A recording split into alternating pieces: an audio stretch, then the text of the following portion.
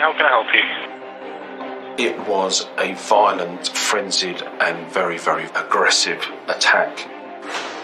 It almost severed his head. If members of the public have any information at all, this was an 83-year-old family man. It was a brutal attack with no known motive at this time. It's such a quiet and peaceful place. It just seemed incredible what could happen here. This was the biggest manhunt. From the instant I saw him, I realised he didn't fit in. I do regret not following him to see where he went. Can you explain to me why your DNA is on that man?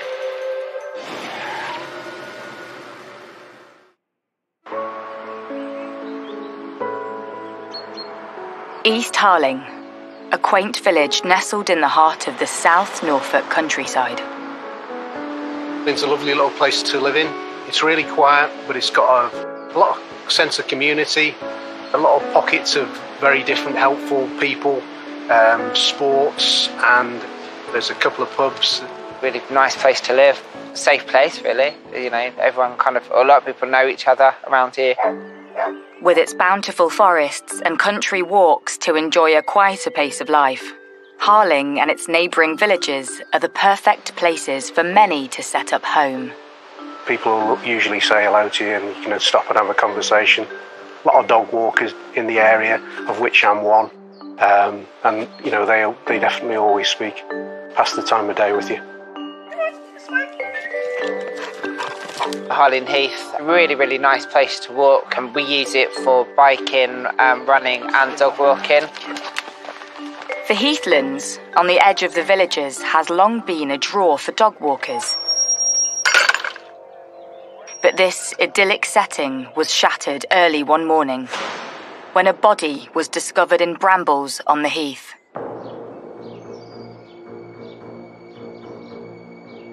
Police emergency, how can I help you? He was found by a couple that were walking their dogs.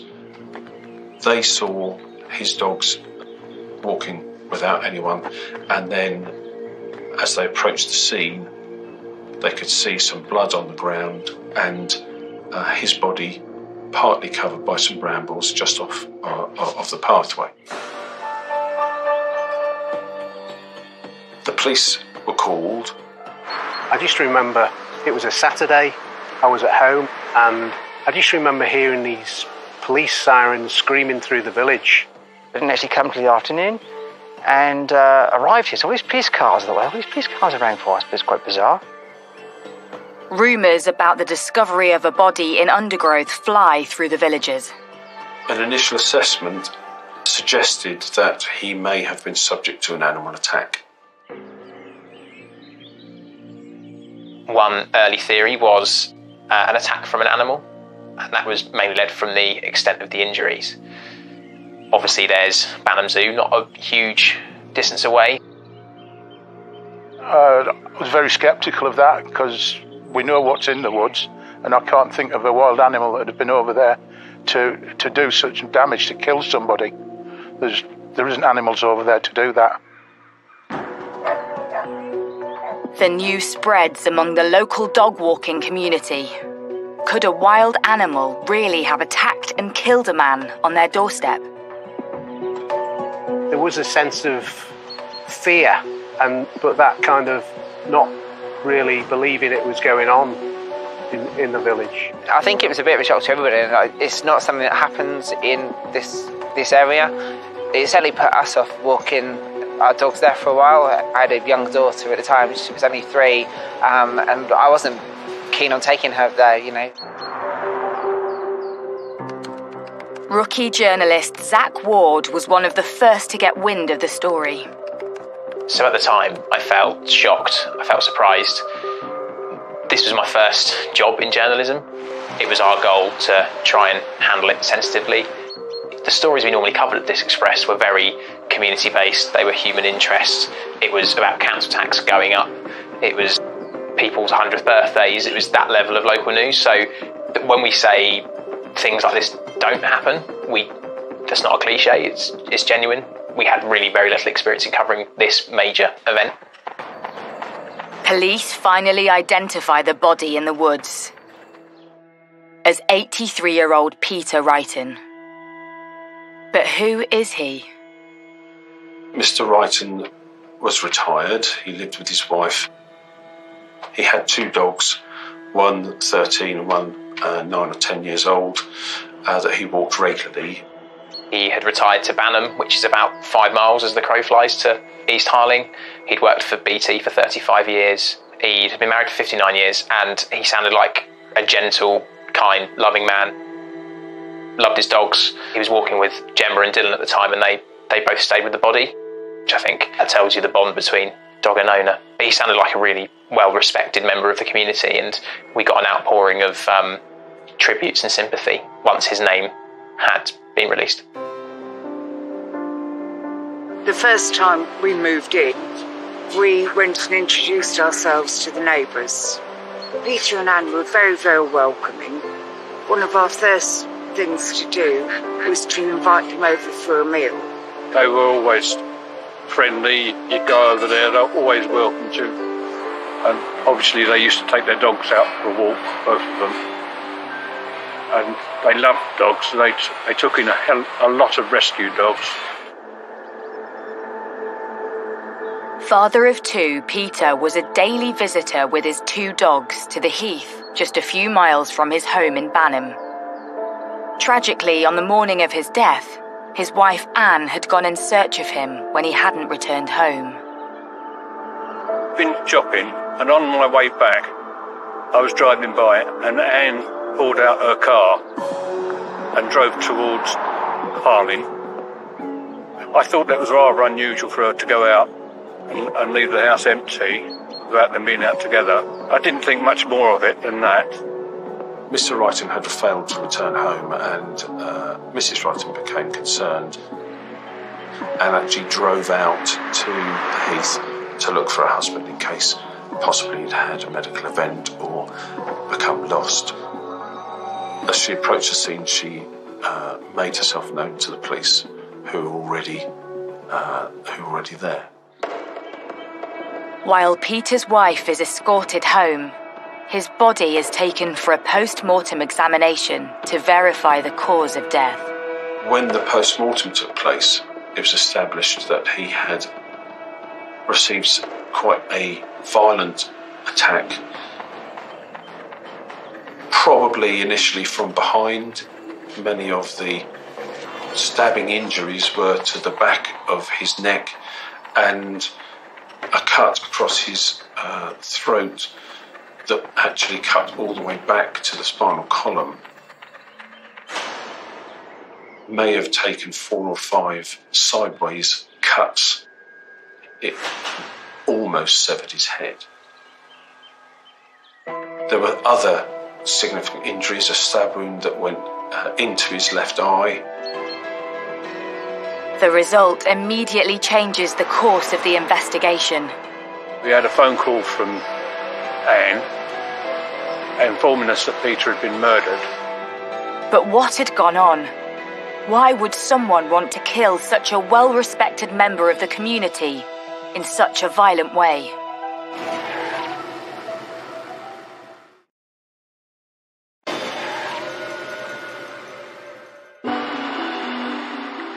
In the quaint countryside of East Harling, a post-mortem examination has just revealed that far from being killed by a wild animal, much-loved pensioner Peter Wrighton had been murdered. But why? I think someone may have put a suggestion forward that it could have been as a result of an animal attack. But when you consider the circumstances, it would appear the way he had been deposited, he had been dragged backwards and his arms were on top of him, which would be unlikely if he was pulled there by an animal. Mr. Wrighton had been stabbed over 40 times, including some very deep wounds to his throat, which had almost severed his head from the rest of his body. It was a violent and aggressive attack with only one outcome likely with the way that he was attacked. Immediately, a murder investigation is launched to track down the killer. and everyone is a potential suspect. This was the biggest manhunt for a long, long time. We've got additional officers in the local area at the scene of the murder. We've also increased our patrols and our police visible presence in and around East Harling. They were very present, patrolling up and down the road. There was mounted police going around the village on horseback. At the back of the forest here, the police stopped me, stopping all the cars and asking you, what, were you on that day, were you here, taking your name, address and so forth. Police officers involved in the investigation will have been looking for dog walkers in the area. People have routines and return to places quite regularly, and therefore they will also have people on the heath at the same time, the same day, several days after, to pick up those who regularly go and may have been there in the morning. As the police were searching the crime scene here, they cut all the grass down really short. All this field was cut very short. All the hedgerow here was cut down to virtually nothing. I guess they're looking for the weapon, I guess. As news spreads throughout the local dog walking community that there's a killer at large, so does the fear. When the murder investigation started, nobody was walking the dogs over the woods. They didn't know who it was. When people first found out about the murder, then I think it was one of complete disbelief that something like that had happened in the area. And then I think probably naturally mixed in with a bit of fear around who was this person that had committed the crime, and were they still at large? I mean, this was in broad daylight. This was at 10:30 in the morning, potentially. So I think afterwards people were wary. I think people were wary about walking their dogs on their own. Police established that the 5th of August 2017 started out like any other day for Peter Wrighton. It was a very typical day for him. He'd been to the shop earlier, he was walking his dogs. Peter was picked up on CCTV at a local shop at 9:57 a.m. His car was spotted at 10:14 a.m, heading to the heathland to walk his 2 dogs.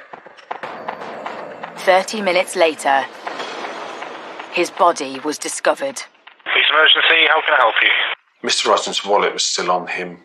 His car keys were still with him, making it unlikely that it was a robbery. The heath really is a friendly area that people go for relaxation and just to walk dogs and just to get out and get some fresh air, etc. It's not somewhere where you would expect this level of violence. Another potential theory was around other uses of the area.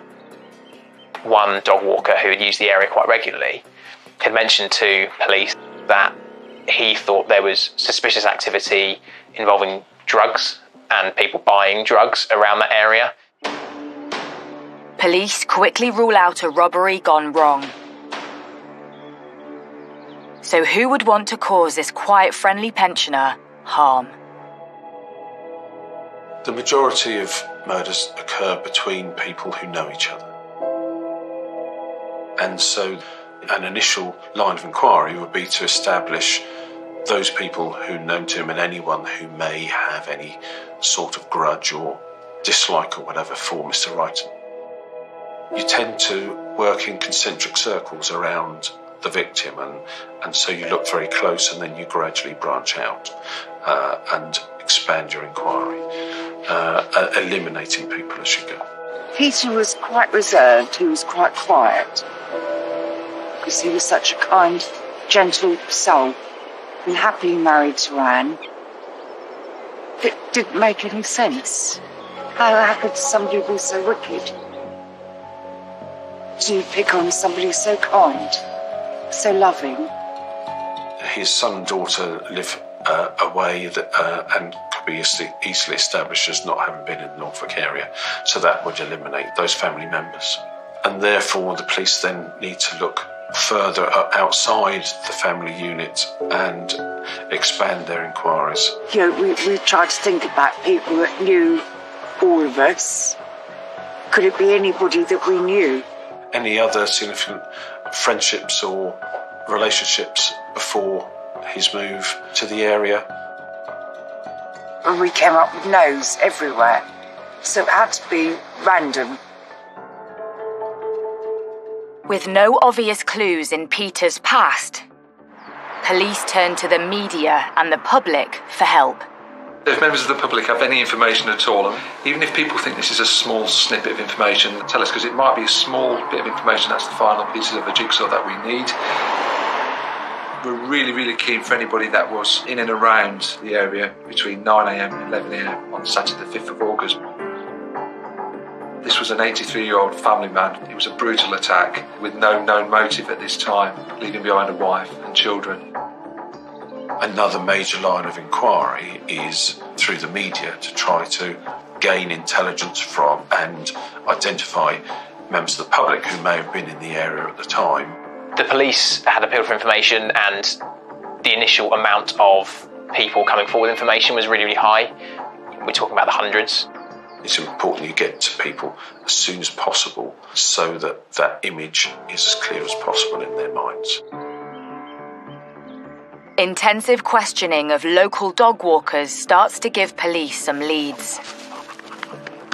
That's the day of the murder. I came up the second day and the policeman said to me, "What are you doing here?" basically. I was a little bit scared because I thought perhaps maybe they would think it was me, because my footprints would be on the soil here and everything, and touch certain things, I guess, so forth. DNA, that sort of stuff, I guess. I don't know how that kind of works, but quite scary at the time. Didn't sink in at first. And then when they're talking about, it happened such and such, and I thought, well, I was in the forest then.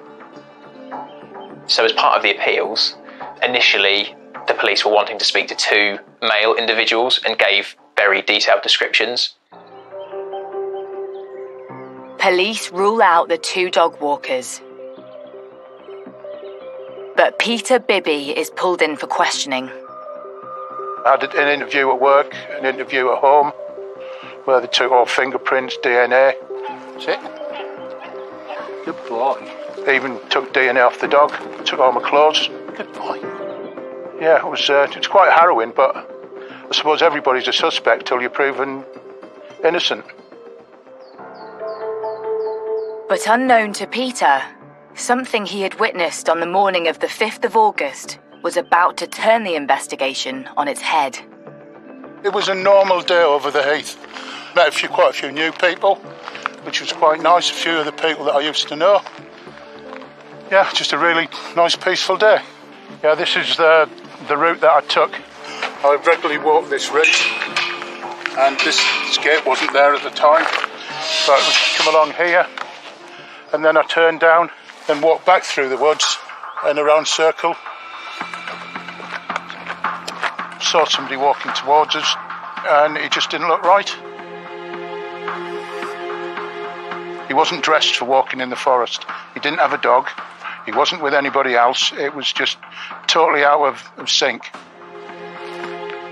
Through their inquiries, they identified another person who'd been dog walking on the heath at the time, who had spoken to someone who seemed out of place. Didn't seem to be dressed to be walking, didn't have a dog. Dog walkers tend to, it's not a uniform they wear, but they tend to dress in similar ways and know who looks in or out of place. On his feet, he had heavy-duty flip-flops and a pair of shorts and a T-shirt. Very smartly dressed and was totally out of character for walking dogs in the forest. We were both walking up wheel ruts of a car. So I was walking up the right-hand one, he was coming down the left-hand one. When we actually passed, he was about this far away from me. I could have put my hand out and touched him. If I hadn't said hello to him, he'd have definitely walked past me and wouldn't have given me the time of day. There was no chance of any eye contact, not even any fainted little glances. He had his head forward and he was just walking forward and ignoring everything. And then he went on, and then I was wondering to myself, what's he doing? Where's he going? It's not right. He provided an e-fit of this person that became very key to the investigation later on. I do regret not following him to see where he went.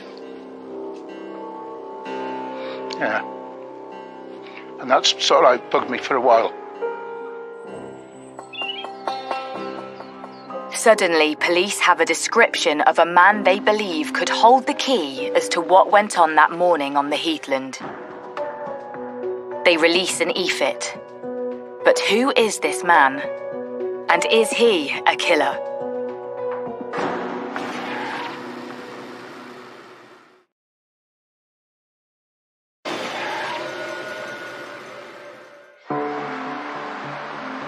The rural Norfolk countryside is still reeling 6 days after 83-year-old Peter Wrighton was murdered on the heathland while walking his dog.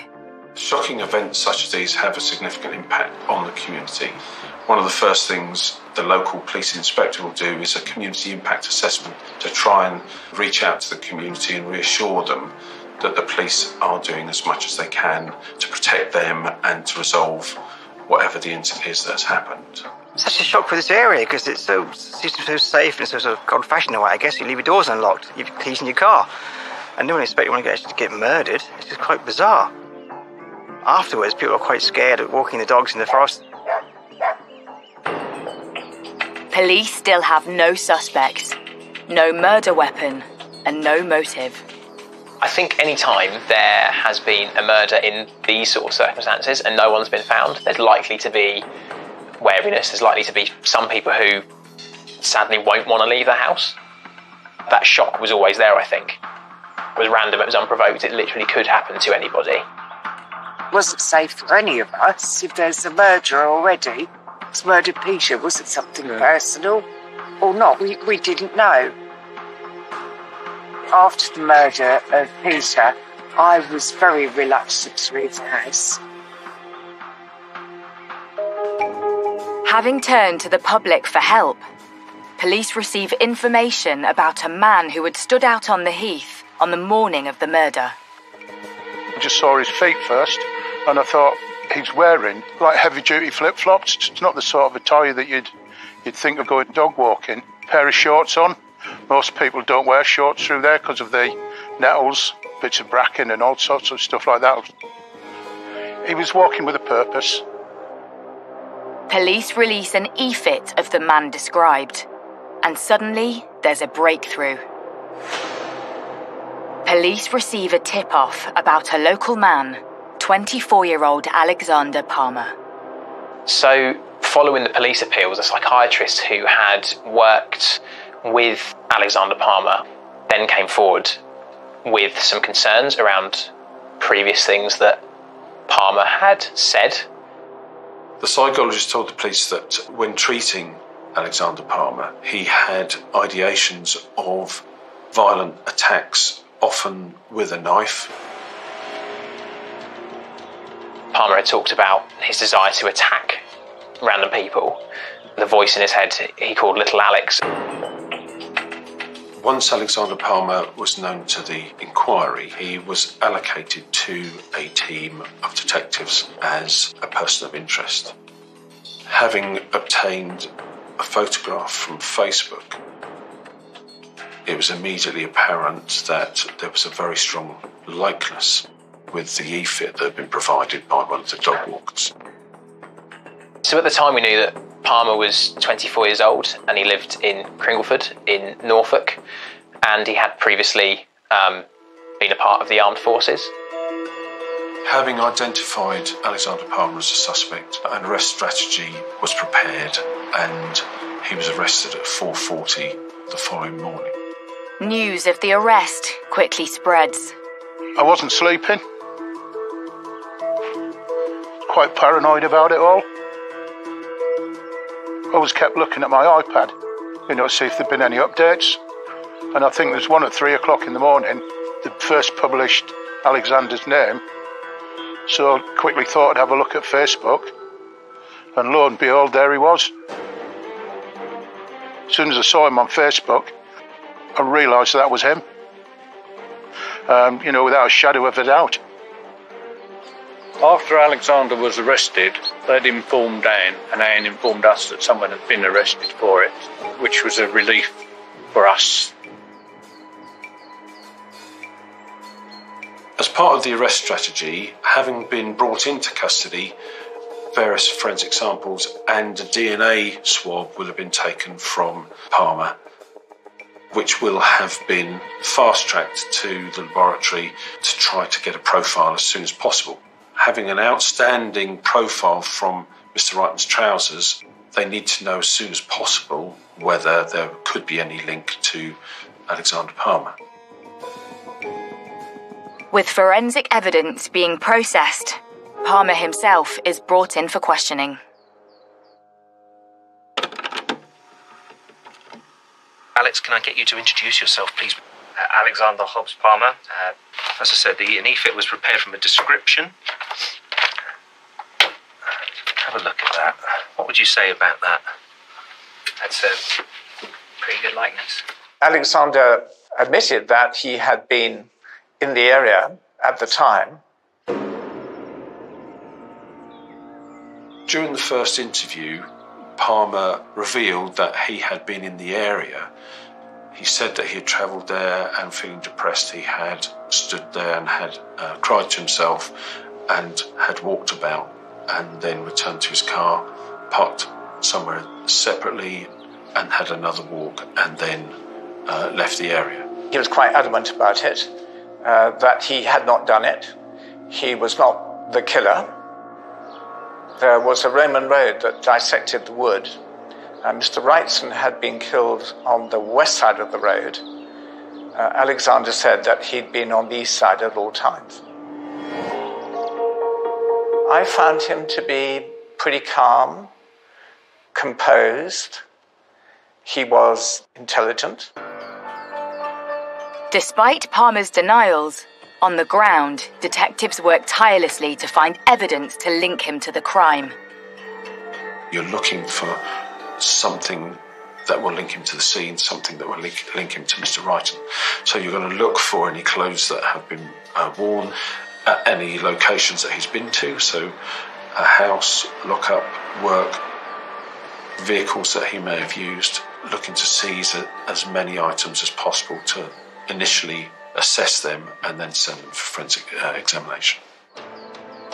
And it isn't long before forensic investigations start to produce results. It was the second day of interviews that the positive result on the DNA matching Alexander Palmer to the DNA profile found on the trousers, probably where he dragged Mr.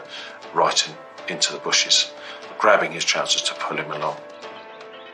What could be his DNA was found on Mr. Wrighton's trousers, and what could have been Mr. Wrighton's blood was found on the collar of a jacket that belonged to Alexander.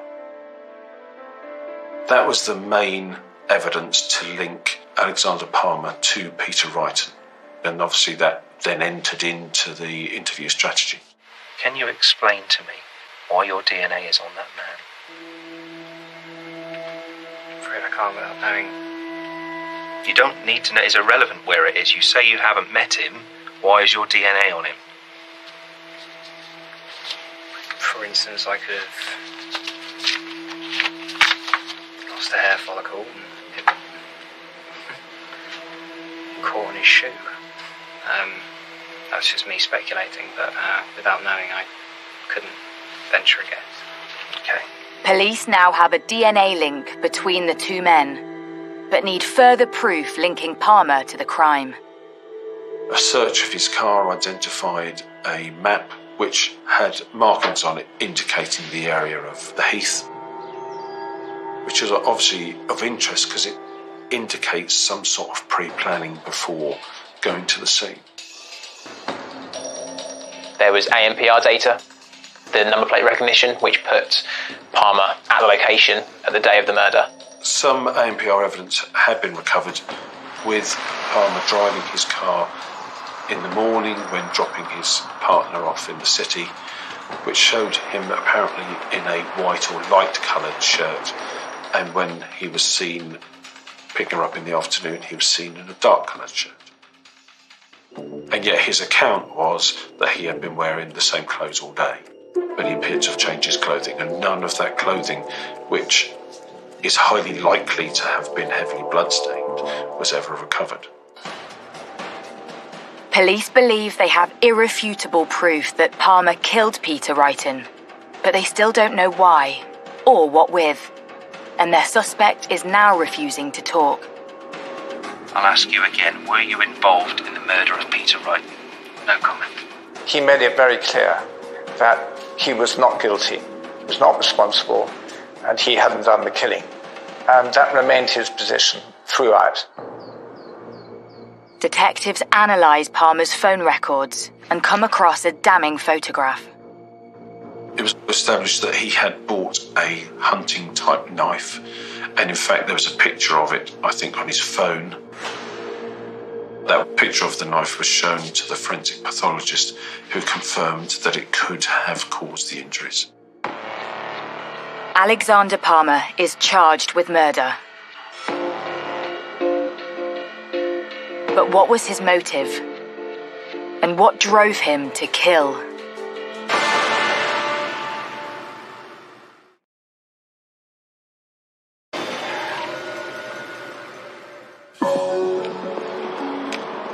February 2018.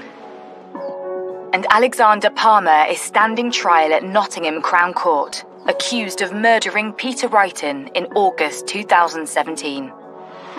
A crime which had sent shockwaves through the small, close-knit community of East Harling. I think my first initial thought was, whoever done this is a coward. The nature of the frenzy that murderer did, it was a cowardly act on an old man who's out walking dogs. Totally shocked. I couldn't believe it, because it's such a quiet and peaceful place. It just seemed incredible it could happen here. It just seemed impossible, really. Prior to the court case, Palmer has to undergo psychological assessments to determine his capacity to stand trial. I believe he was initially sent to Belmarsh Prison and then to Rampton for that assessment. And the question to be answered was Alexander Palmer mad or bad? Had he carried out this attack because of a mental illness that he was suffering from, or was he just a very violent and nasty person? So who is Alexander Palmer? When I first met Alexander, he was 24 years old. He'd been 23 at the time of the offence. He had no previous convictions, no cautions, no findings of guilt, no reprimands, nothing, so far as the police were concerned, that would suggest that he would commit such a violent offence. He'd served in the British Army till about 2015. He had trained and qualified as a commando, one of the few who actually qualified in his year. But there was one thing of note. In March of 2014, a fellow trainee had stamped on his head, and that was plainly the beginning of his mental problems. Because of that, he had been medically discharged from the army. Throughout 2015, Palmer was treated as both an inpatient and an outpatient in mental health services, seen by several different psychologists, but one expressed concern to the police after seeing media appeals about the murder. One of the people that contacted the control room was a psychologist who had worked previously with Palmer following an assault on Palmer whilst he was serving in the forces that had had an effect on him. And one piece of information comes to light which is particularly chilling. The psychologist told the police that he had a dislike for dog walkers. Dog walkers, he said, were a particular bugbear of his. He was obviously suffering some mental health problems brought on by PTSD. He had some kind of grievance with dog walkers is the thing that stands out. He had made disclosures about ideations around violence and a dislike of dog walkers. Having been deemed fit to stand trial, the court hears how Alex had revealed on arrest that he heard voices in his head. Palmer had talked about the voice in his head he called Little Alex. Is there a different Alex? Times, yes. Okay, who's he? He used to manifest himself as a physical hallucination, but now he's just a voice. Is he still with us? Yes. Is he here today? Yes. Where is he now? What is him here? He's there, is he? Palmer admits being on the Heathlands on the day of the murder. So was Alex there that day? The other Alex? He's always there, so He's always there, so he would have been with you, okay? Was he? Do you remember him talking to you on that day? You don't? But you say he talks to you every day? Yes. He's there laughing at you. But you say he doesn't tell you what to do. He doesn't force you to do things or anything like that. Palmer, during the court case, had said that he had visited the woodland because he was feeling low, but didn't say that he'd been involved in the attack. But the prosecution puts forward evidence linking Palmer to Peter Wrighton. Several of Mr. Wrighton's clothes were sent for forensic examination, and they had identified DNA from a person on the length of his trousers. I believe there was DNA found on Mr. Wrighton as well, which linked Palmer to the murder. The court also hears that on the morning of the murder, ANPR cameras picked up Palmer's black Ford Focus on the A11, heading towards the Heath. Mobile phone records reveal he is stationary on the area of the Heath from 10:19 a.m. for a period of 32 minutes and 55 seconds. His car is then picked up heading north on the A11. The whole journey, police believe, had been planned in advance. A search of his car identified a map with the area marked out. In fact, investigations reveal Palmer had completed the exact same journey 2 weeks prior to the murder. Had it been a practice run, or had he intended to kill on that day? Either way, it was Peter who found himself at the end of Palmer's wrath on that fateful day. Why did he pick Peter? Being that Peter's about my stature and a bit older than I am, Peter was easy prey for Alexander. But did Peter actually try to help this man? We don't know. Nobody will ever know. Because this man won't say anything now. Did Peter try to help him? Peter suffered for it. We don't know. It was also revealed that despite his age and smaller stature, Peter had tried to fight off his attacker. He had what we would refer to as defensive marks on his hand. It would appear that he tried to grab the blade of the knife to stop his assailant. It was unprovoked, and he was a very, very old man that couldn't defend himself. Alexander's quite a strong lad, military background, very fit and able. Peter Wrighton could hardly stand up. I think very cowardly. The prosecution revealed further evidence that Palmer had planned to kill. Police had found a notebook in a storage facility belonging to Palmer, in which it appeared he had written of his plans. So in January of 2015, he said he was thinking of going for dog walkers. He said that he hated dog walkers and that if he did this, he would be up on a pedestal, up with the big ones. Everyone would look up to him. Everyone would know his name. But while police did discover the notebook, there's one thing they never did find: the knife he used to kill Peter. The prosecution case would be that the steps that he had taken to get rid of any forensic evidence would indicate a knowledge of what he had done and an intention to cover up what he had done. On the advice of his barrister, Palmer does not give evidence in his trial. I explained to him that it's his case, his future, his liberty that's at stake, and that we act as a voice for him in the courtroom.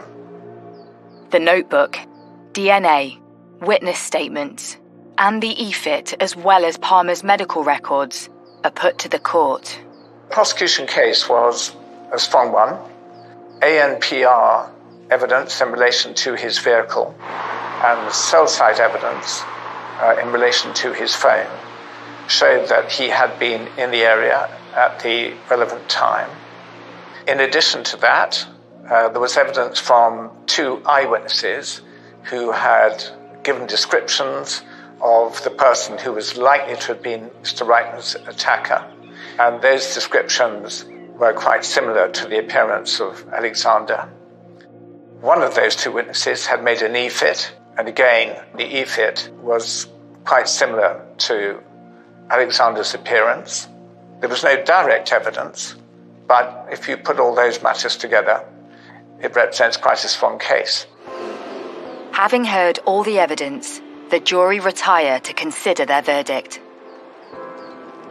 The trial came to a conclusion and the jury found Alexander Palmer guilty of murder.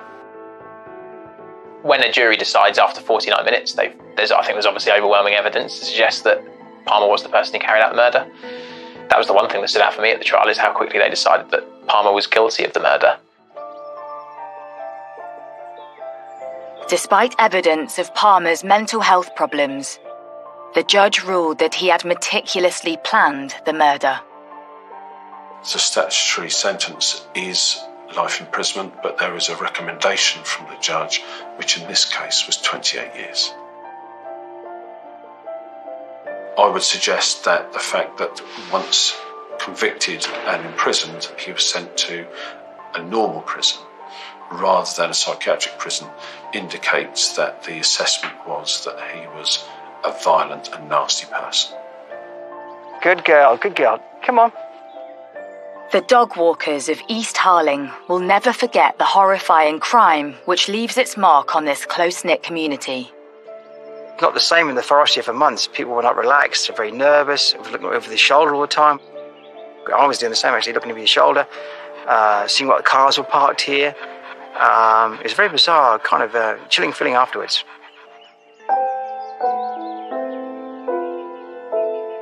And for Peter Bibby, his brush with evil will live with him forever.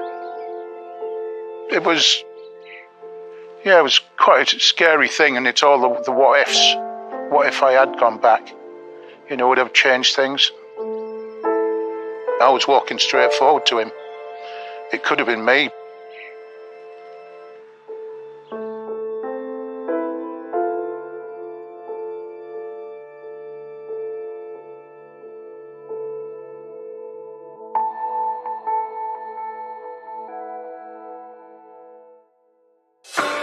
Investigate an infamous case stage by stage to appreciate the full picture in OJ Made in America, available now on Sky Documentaries.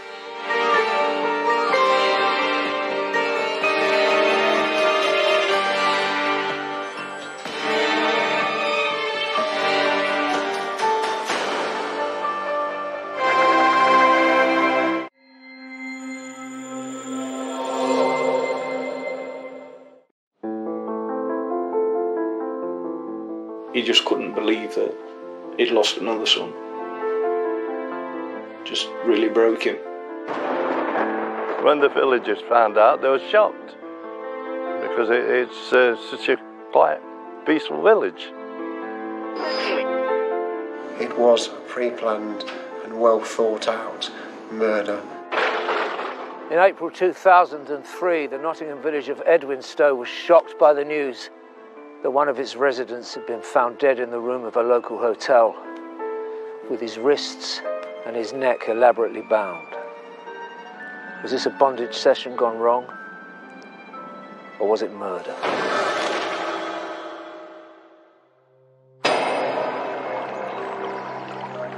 In the heart of Sherwood Forest is the Nottinghamshire village of Edwinstowe. Legend has it that the village church was where Robin Hood married Maid Marian, and it still retained all of its charm. Edwinstowe is a quiet village. It's a very tight-knit community, lots of very friendly people willing to talk to you on the street and help you out when you're in need.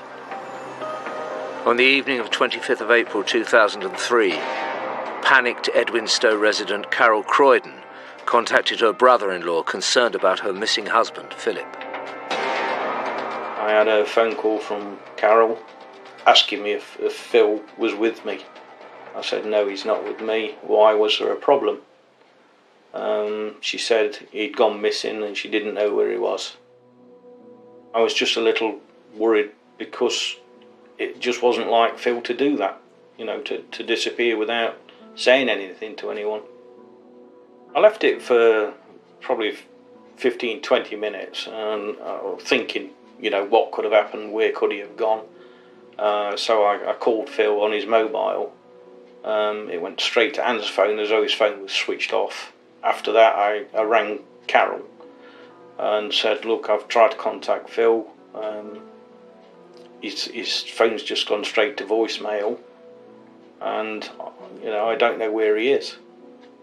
I contacted my sister, I think, then, and told her what was going off, but not to tell my parents because the amount of stress they've suffered in the past with losing 2 other children.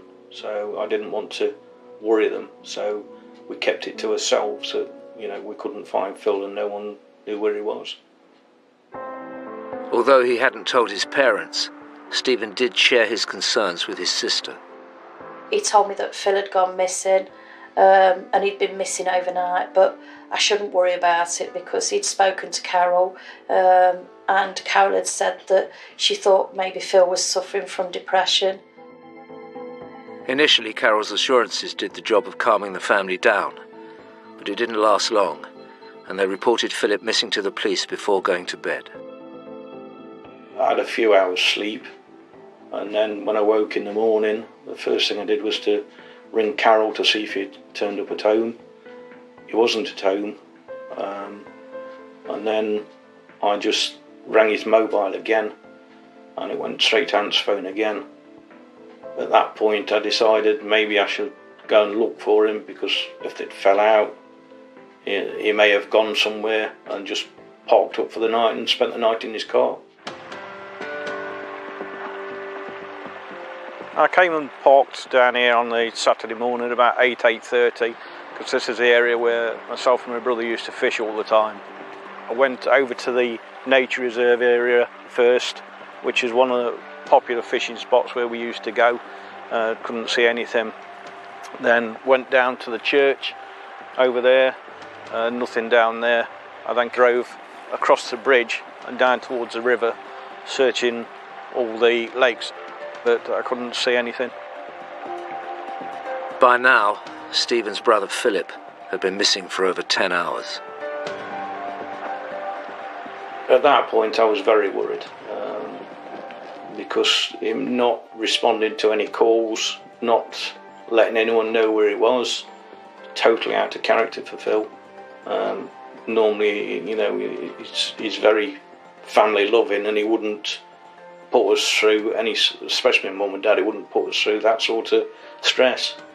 So at that point I feared there was something worse. I'd just got flashes of my mum and dad running through my mind, thinking, you know, how they're going to cope losing another brother, another son.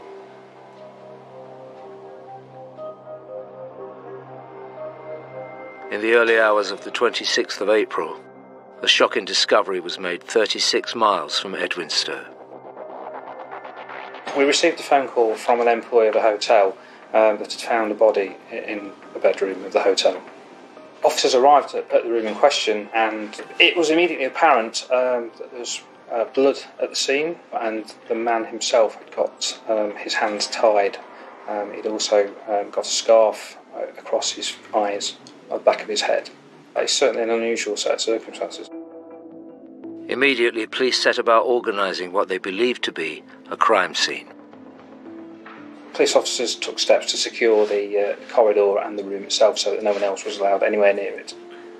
The senior officer called out for the forensic services and the pathologist to attend the scene. Certainly they spent some considerable time there taking samples for fingerprints, DNA, fibres, that sort of thing. It was apparent from the amount of blood around that it was a suspicious incident. We were able to identify the man, Mr. Philip Croydon, and that was from his driving licence. Philip's wife Carol and his family were completely unaware that their worst fears had been realised, but it was the police's job to inform them of the news. When officers told Carol Croydon that her husband had been found dead in a hotel, she was clearly very distressed. She was hysterical at the time. She was really, really distraught. She couldn't understand what he'd been doing in a hotel room, and she wanted answers. Unaware their brother had been found dead, Stephen and Sandra were on their way to Carol's in Edwinstowe to make sure she was okay. I received a call and was on the way up there to say that Phil had been found in a hotel and he was dead. It was such a shock that I kind of panicked a little bit, but it's happened and we've got to go and face and find out what the story is. Stephen and Sandra continued their journey to see their sister-in-law. When we got to the house, Carol was there. She was upset, but probably not as upset as the rest of us. When we walked in the house, there were probably 5 or 6 police officers there, because Carol had fed him the information that Phil was depressed. So Steve said, I hope he hasn't committed suicide. Obviously thinking about my mum and dad again, Steve, we need to tell my mum and dad. And so the 2 police liaison officers drove with us up to my mum and dad's house. First went to the parents' address, to Ted and Marg, and the rest of the family were all at their house. I was with a colleague at the time. There was brother and sister, Steve and Sandra. Employed as a family liaison officer, involved with interaction with the victim's family, to interview them about the victim, the lifestyle, the background of that person, and to liaise with them and keep them fully updated with every step of the investigation. My dad knew straight away that something bad was wrong, and I told him that Phil had died.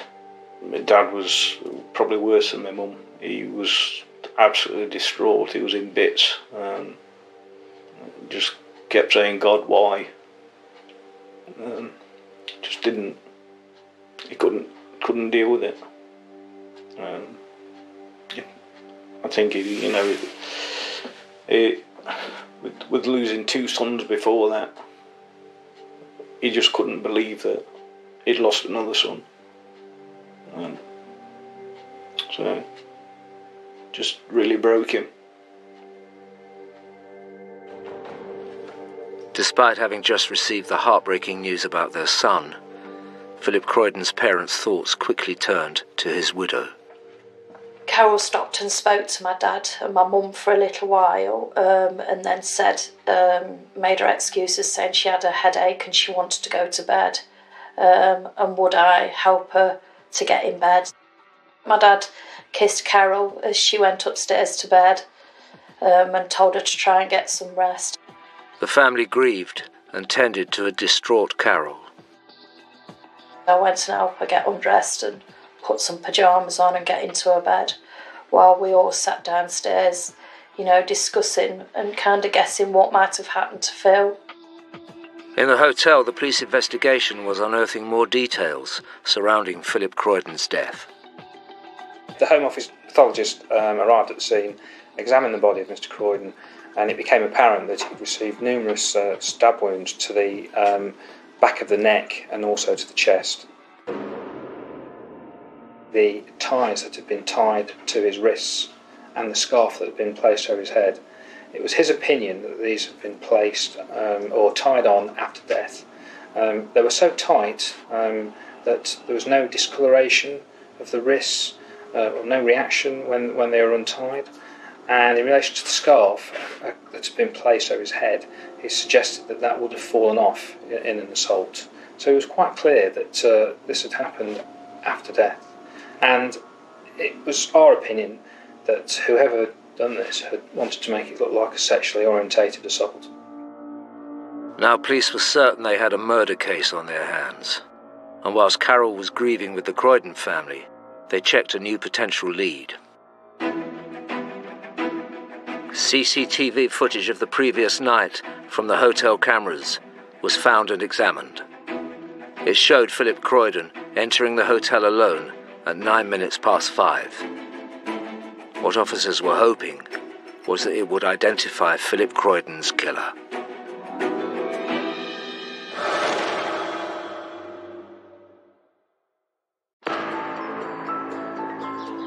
The police were one day into investigating the death of Philip Wrighton from the Nottinghamshire village of Edwinstowe. He'd been found in a local hotel room with multiple stab wounds and his hands and neck bound. Philip's wife Carol had reported him missing on the night of the killing. Police had already concluded this wasn't a sex game gone wrong, but murder, and they hoped the hotel's CCTV footage would help with their inquiries. Two detectives viewed CCTV footage from the hotel. Armed with the details of all the Wrighton family vehicles, 20 minutes after Philip had checked in, police made a surprising discovery. Mrs. Wrighton's car was seen entering the hotel on the Friday evening, and a lady who got out of the car fitted the description of Mrs. Wrighton. That was clearly very irregular to what she'd said to us about where she was the night before and the fact that her husband was out playing cards. Then officers saw Carol leaving in different clothes 40 minutes later. The two officers spoke to the senior investigating officer and immediately then went to Edwinstowe, saw Mrs. Wrighton, and she was arrested on suspicion of murder. The family liaison officer, Matt Spradbury, was there to see the reaction to this new turn of events. It was a massive shock to the family that she'd been arrested on suspicion of his murder. I couldn't believe it. I said, look, you've got to be wrong, this can't be right. You've made a mistake. I just couldn't believe that she'd done it. All the police activity outside the Wrighton house in Edwinstowe started to attract attention in the village. So the village of Edwinstowe is a very nice, quaint, leafy village, very close to Sherwood Forest. It's a lovely place to live, and for journalists it was a massive interest, and for us we obviously covered it every single day. Carol Wrighton was taken to Wigston police station in Leicester to explain how she happened to be checking into the same hotel as the husband she had reported missing. The police obviously looked into her story, and they looked at the CCTV from the hotel, and there was Carol Wrighton at the hotel. Apparently she had no knowledge that her husband was there, and she was going to see him, and she was also filmed leaving the hotel. Police could then prove that she did know where he had been. She was obviously aware that officers had got her going into the hotel on CCTV. She told police officers that she'd gone there to meet her husband to engage in a swingers session with another couple who we call Brian and Linda. Whilst Carol was being interviewed in custody, the family wanted as many updates as possible and were waiting eagerly to find out whether there were going to be any charges against her. I had contact with Philip's brother Stephen in the main, and he was adamant that I made a personal visit to them to keep them updated no matter what time it was. Carol Wrighton said that she left the hotel room, she left Brian and Linda in the hotel room with her husband, and that she'd lost her nerve and gone. This didn't sit right with me at all, because Phil just isn't like that. Never would have even entered his mind to do anything like that. Phil was very quiet and very shy, and certainly that was totally out of character. So then that made me think, what has she done? The police went on the hunt for Brian and Linda, the swingers from room 328. Whilst Mrs. Wrighton was being interviewed, officers were checking the CCTV footage of the hotel, There was no evidence whatsoever of anyone else going into the room where Mr. Croydon was found. So it soon became very apparent to officers on the investigation that Mrs. Croydon was telling us a lie. Whilst the family tried to come to terms with events, and after the police had failed to find Brian and Linda on the hotel CCTV, they expanded their investigation to Carol's house in Edwinstowe. Mrs. Croydon was in custody. There's a lot of actions that are going on behind the scene. We have a lot of detectives who are working on this case. 3 days after Philip's death, the police made a discovery. Officers carried out a forensic search of her home address and found in a dustbin a carrier bag which contained blood marks, which subsequently, upon testing, turned out to be the blood of Mr. Croydon. The police continued their search, uncovering plane tickets to Dublin for Carol and a male passenger flying 2 days after Philip's death. With this new evidence, they questioned Carol again. She was asked about a number of contacts that were held in a mobile phone. There was a gentleman in the contacts that she described as being a friend and a shoulder to cry on. However, behind the scenes, officers were making inquiries into the various individuals concerned, and this particular individual, it soon became apparent from what officers found that he was more than just a casual friend, if you like, and possibly somebody that she may have been having some sort of relationship with. It wasn't long before Carol changed her story. When she was further interviewed, she introduced this person to us as somebody that she was having a relationship with. Mrs. Croydon told police officers that her boyfriend had come to the hotel, come into the room, and told her to leave, later meeting up with him in the evening. He then told her that she wouldn't be seeing her husband again. Police acted fast, and Carol's lover was arrested. The following interview, she then actually changed her story and actually said to police officers that her boyfriend burst into the hotel room and stabbed her husband Philip several times, and she actually witnessed him do that. So we've got a change, if you like, of the two interviews, from actually letting him in and asking him to leave to, secondly, from actually watching him do it. She was asked, how did her boyfriend get into the room? How did he burst into the room? She was unable to answer that. Could it be that Carol is so enmeshed with her lover? Is she wanting to protect him? Is she covering for him? And would that explain why actually the stories so far really haven't been very believable at all? While Carol's lover was in custody, the police were checking out his movements at the time of the murder. We're able to actually eliminate a boyfriend through his mobile phone, which actually put him in a different part of the country, and he couldn't possibly have been anywhere near the incident scene. The police looked into his story very carefully to discount him from the murder, and they proved that it would have been impossible for the lover to get to the hotel in time and leave. They retraced his route very carefully, they timed it, and they made it sure that they could prove that he was not involved. Philip's family continued to be kept informed of events by police. It was like as if Phil had died all over again, because the first story obviously wasn't true. So then she was telling us this.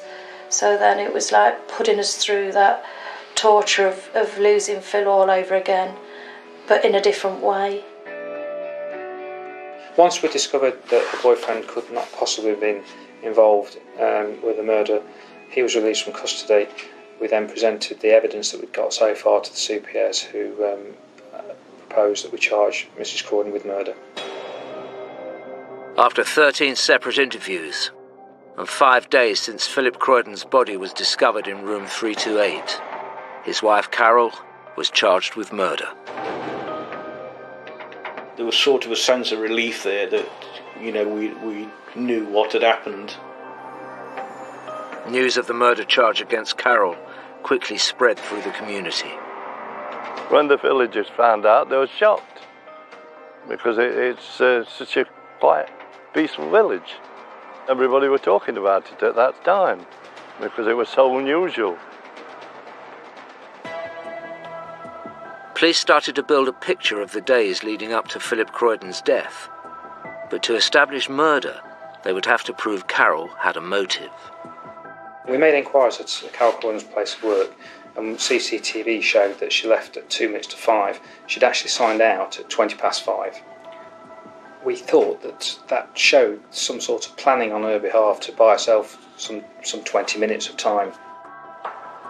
With Carol in custody, the police continued with their investigation.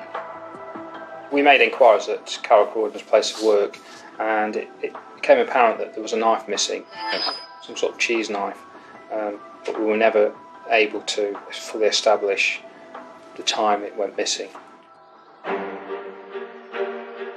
On the morning of the 25th of April 2003, police believed Carol left home for work with a number of neckties and a change of clothes in her possession.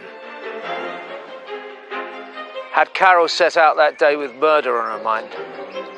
The case was building, but who knew what was around the corner?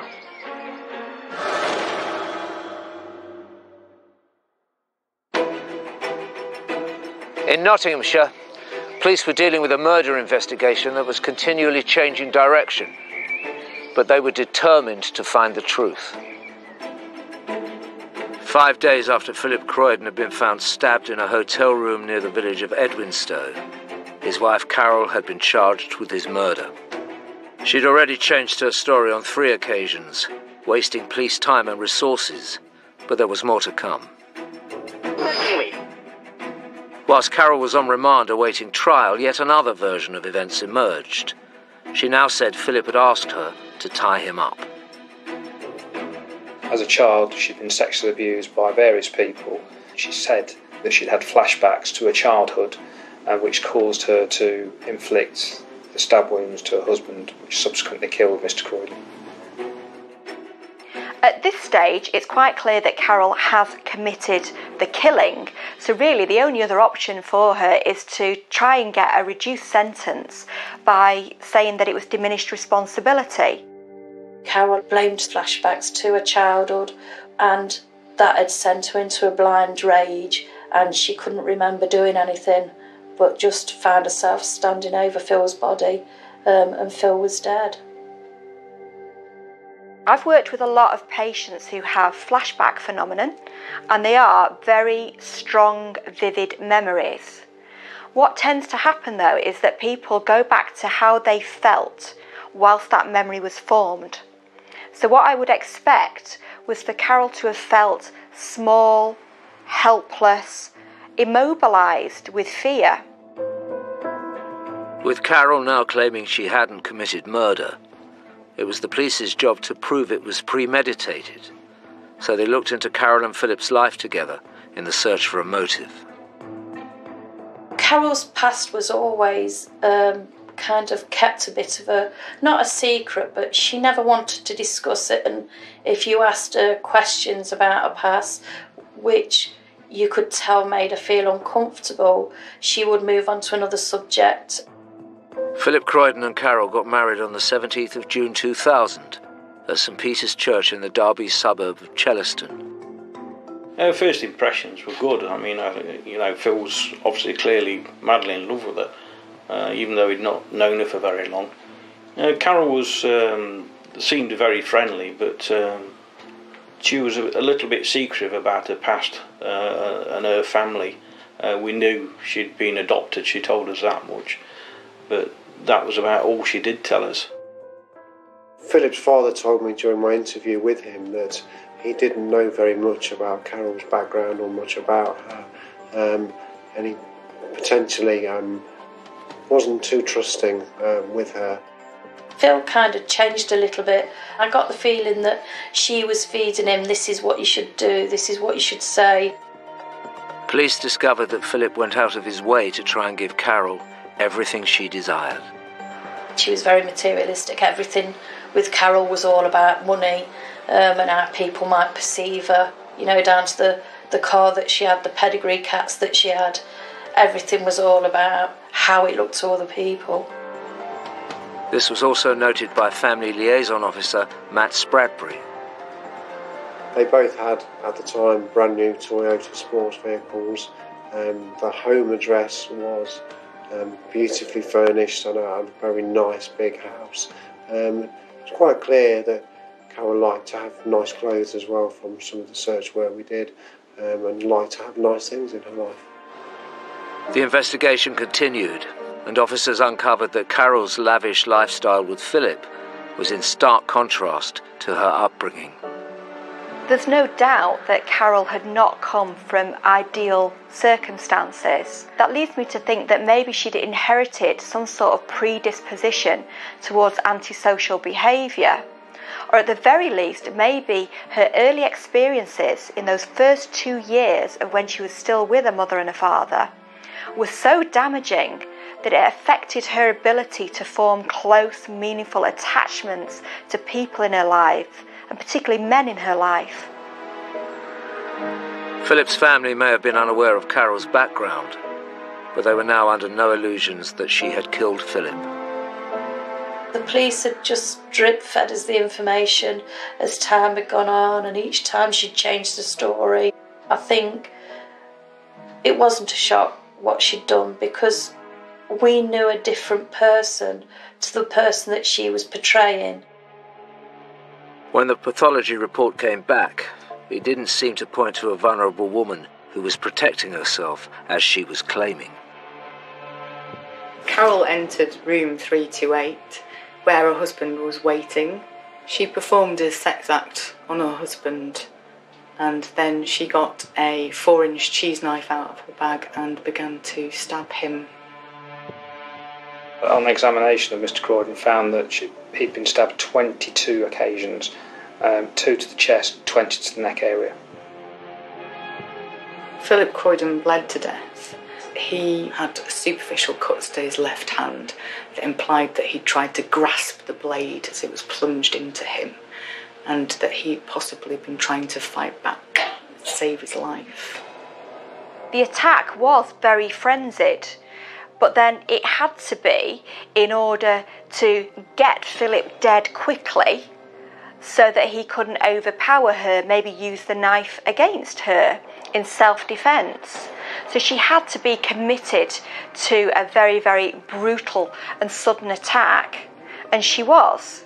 She severed his spinal cord with one blow, so she wasn't taking any chances.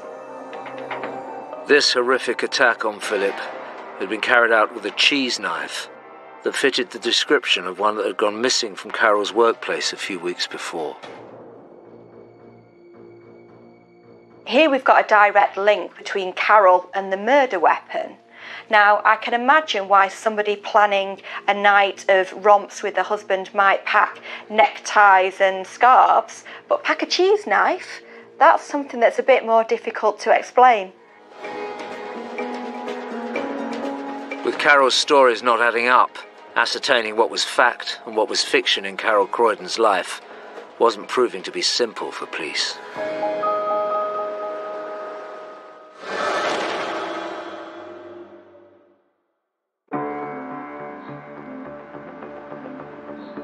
Carol Croydon was accused of murdering her husband Philip and leaving him tied up in a Nottinghamshire hotel room, trying to make it look like a bondage session gone wrong. Having already changed her story numerous times, Carol was now claiming diminished responsibility due to a life of abuse. Police were still busy trying to prove a motive, and thus murder. There just seemed to be no motive whatsoever for killing her husband, except that she stood to inherit the £300,000 family home in Edwinstowe and an insurance policy. Police carried on with their investigations and went through the hotel bookings on the night of the killing. A neighbouring couple who were in the next room to Mr. Croydon reported hearing noises at the relevant time of the incident and a voice saying, "Don't, don't." Officers continued trying to prove that Carol's motive was financial. Looking into her and Philip's relationship was key to their case. He met Carol at work. Carol went there as an accountant, and after a short period of time they developed problems with the company. Carol was fired from her position. Phil was that much in love with her. He felt that he had to give his notice in as well, so they both went at the same time. Detectives soon discovered a side to Carol that she'd kept hidden from everyone, including her besotted husband. She'd made a lot of false statements, if you like. She'd got a false driving licence in terms of her date of birth. Her birth certificate had been falsified, again with the date of birth. Her passport, even a national insurance number. She'd made herself appear 4 years younger than what she actually was.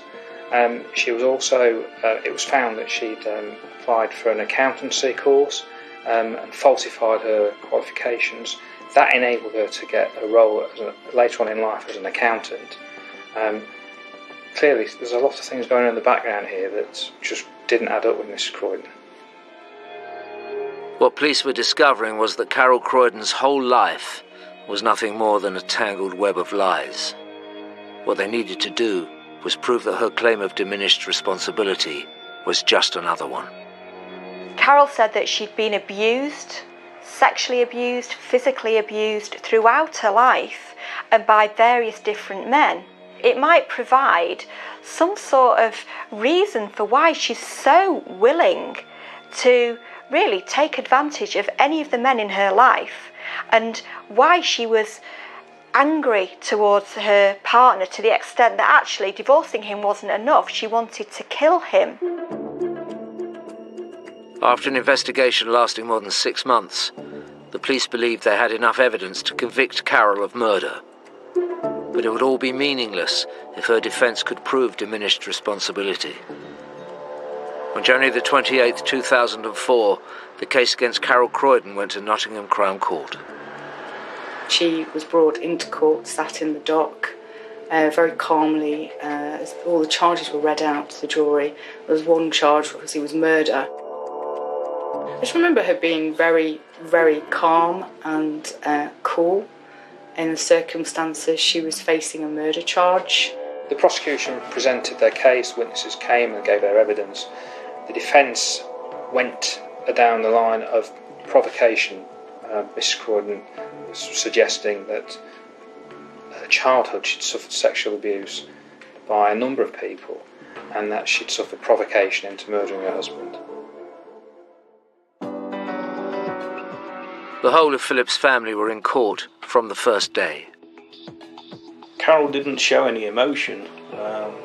When she stood there was just a look of fear, but not any emotion showing at all.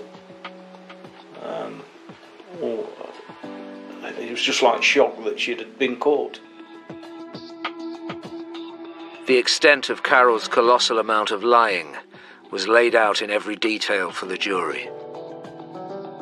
There's only one witness to the crime, obviously, which was Carol Wrighton, and she didn't give evidence about that. So the jury were reliant on the explanations that she gave to the police at the time, and there were varying explanations as to what happened and what her involvement was that changed.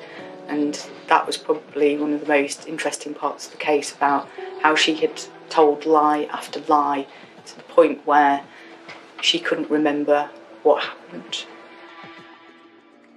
To be a good liar, you have to construct a very plausible lie, and then you have to stick to it really quite rigidly.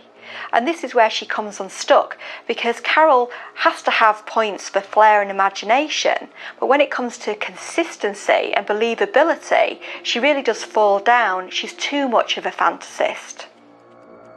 The jury then heard Carol's final version of events. Mrs. Wrighton had admitted that she'd stabbed her husband many, many times, but she'd had a blackout, and that when she came to, she was just standing over his body and couldn't actually recall the actual incident itself. This was viewed by a psychiatrist in court as being very unusual in the circumstances. He said it was possible, but he doubted it. She's fitted each account to try and deceive, and hopefully she was hoping to get away with convincing people, but obviously when she's presented with the truth, she has to change her story. The prosecution introduced the evidence from the crime scene, starting with the pathology report.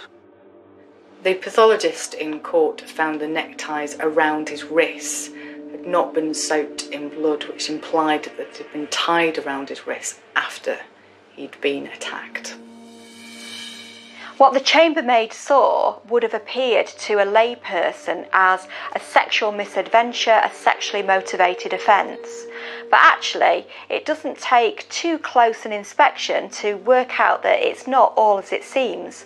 And when a crime scene has been cleverly constructed to look like something it isn't, there's a reason for that. Somebody wants to distance themselves. So if somebody wants to distance themselves from a murder, the chances are that they're actually very, very close. And you can't be more close to this murder than a husband and a wife. Sitting in court, Carol's web of lies were harrowing for Philip's loved ones. We all went every day for nearly 3 weeks. Some days it was difficult. You know, you didn't want to get in the car, you didn't want to go and listen to the information that you knew you were going to have to sit through again, and kind of see my mum and dad's faces and how everybody felt, and it was very upsetting and very draining, and obviously something that took the family years and years to get over, and I really don't think my dad ever got over it. Towards the end of the trial, the prosecution called in a psychologist to talk about Carol's alleged state of mind at the time of the killing. Carol says that she was very, very depressed. She was depressed as a result of problems in her marriage, and she was depressed as a result of trauma in her history. But the classic symptoms of depression are lack of libido, lack of motivation, lack of concentration and ability to plan ahead, general purpose apathy. Now that's actually the antithesis of what we're seeing with Carol, because this is somebody who was able to plan and execute a murder and also maintain several affairs. What the jury was told by the expert witness was to be key in the case against Carol Croydon. He's concluded that Mrs. Croydon couldn't have been suffering from any mental disability or depression at the time of the killing. With that, Carol Croydon's defence of diminished responsibility collapsed. It was the moment Philip's family had been waiting for. At this point during the trial, they were now beginning to think, she's responsible for this, and they just wanted justice to be done. After almost a 3-week trial, a jury of 7 women and 5 men retired to consider Carol Croydon's various accounts of the events on the evening of the 25th of April 2003. After just 3 hours, they'd reached a verdict. On February the 12th, 2004, Carol Croydon was convicted of the murder of her husband at Nottingham Crown Court. She broke down uncontrollably in the dock when the jury came back with the verdict. She clutched a tissue to her head. I think when the judge found her guilty, I'm sure I screamed. It was panic. I was thankful that she'd been found guilty, but at the same time, still kind of just thinking about Phil and what, we were never going to see him again. On convicting Mrs. Croydon, the judge said in his summing up that he was quite satisfied that she'd committed a sex act on him, got him at his weakest point, and it was at that point that she murdered him. The judge sentenced Carol to life imprisonment set at a minimum term of 16 years. He told her that she was a cold-hearted, cold-blooded killer who tried to blame others for being responsible for her husband's murder. This Carol Croydon case wasn't a sudden loss of self-control during an argument.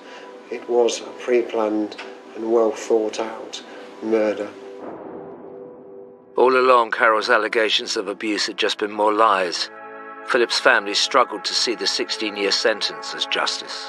The sentence can never be long enough for anyone to do something like that, to take another life deliberately, and never show any remorse, which she hasn't. She's never ever admitted to it, never shown any remorse, never apologised. And to do something like that, my opinion is people who are 100% guilty, there's no doubt whatsoever, they should stay in prison the rest of their life. When she was found guilty, she sat in the dock and she sobbed, presumably for the fact that she wouldn't be able to live the great life that she'd led in the past, not for the fact of she'd taken our brother away from us, and she killed him in such a horrible way that would be emblazoned on all our minds forever. After the verdict, Philip's dad, Ted Croydon, read a statement in which he said, "I curse this woman every day I wake.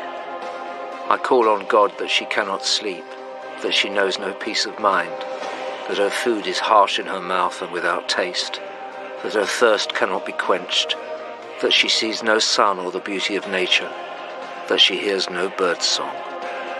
He added, "That woman is the devil incarnate, nothing but an evil witch." I absolutely hate her as much as I did the day that she did it. I hate her just as much, not just for what she did to Phil, but what she's put my family through. It's unforgivable. My father was never the same. It ruined his life, it changed him completely. He was a broken man. He died a broken man. I'll never ever forgive her for that. Because Carol Croydon refused to take the stand, no one will ever know for certain what happened in room 328 on the 25th of April 2003. But perhaps the most surprising aspect of the whole case is that Carol's lover left his wife, and at time of sentencing still wanted a future with her, despite the fact that she named him as the killer, hoping to evade justice.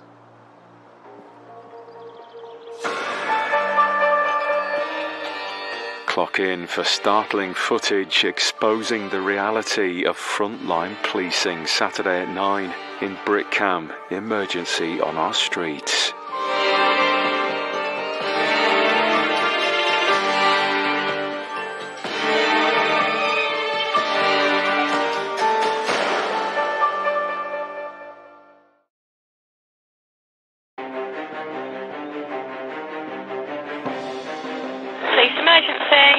It's an emergency.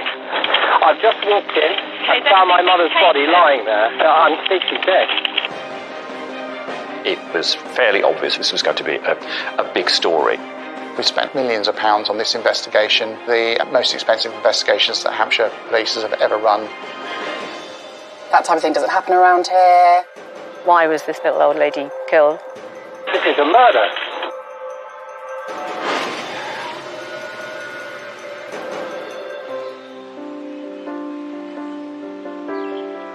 Nestled beside the River Itchen sits the pretty hamlet of Brambridge. Brambridge is typical of these tiny little hamlets that have got very, very few homes there. Everyone really knows everyone. It's a very friendly kind of place, and you've got your little store, and all community life is around those areas. It attracts a lot of visitors simply because of the River Itchen. There were lovely walks along the river there. Again, one of the most beautiful spots in England. Brambridge is most definitely one of the loveliest. This picturesque part of Hampshire often attracts a slower pace of life. It was always predominantly sort of an elder generation place, so people around here were sort of over 50s, 60s. The community is an aged community. It's not an awful lot of very young people. There are some young people, of course, homes with kids and so on, but the majority of the community is older people. The Hampshire Hogs, as they're known, they're very proud of their area. the local people who have been here for generations. And yeah, like everywhere where it's village life, it's lovely. At the very edge of Brambridge lived a wealthy 77-year-old grandmother, Georgina Edmonds. Everything that was said about Georgina Edmonds was just a lovely, lovely lady. Well-liked and loved by everyone that knew her, very close to her family, very friendly, and just a charming old lady. She had grandchildren that she really enjoyed playing with, was always up for a bit of a laugh. Her grandson was a budding filmmaker, and he would make funny little videos at Christmas, and Georgina would star in those as well. And she enjoyed life. You know, she was still very independent. She was still mobile. She drove her car. She would go down to the shops, but she had assistance with that as well. Well, I knew her because one of the jobs I did at work was, to take the groceries to the dear old souls who couldn't get around. I know she always had her little dogs with her. Rather sweet little things. Very, very friendly. They used to stand up at the window and look out of the window. She was a delightful person, and nothing to say about her that wasn't nice. Georgina lived in a large gated estate on the edge of the river. The Edmonds family were well known in the area. It was Georgina's husband who had founded the family business importing coffee. Very well-to-do family. Harry, her son, worked in London. The business, I believe, was in Basingstoke. But again, most of the time they were up in London working hard and would come back to Hampshire at weekends, for rest. When Georgina's husband sadly passed away, she downsized into the smaller house on the estate. She moved into the cottage, which is your chocolate box cover cottage itself. Nice little house, amongst the trees, by the river. Her son, Harry, took over running the business and moved into the larger house, as you would when you reach an older age. You don't want the bother of all the dusting. Georgina seemed happy in her new home. But in January 2008, life in the community changes forever.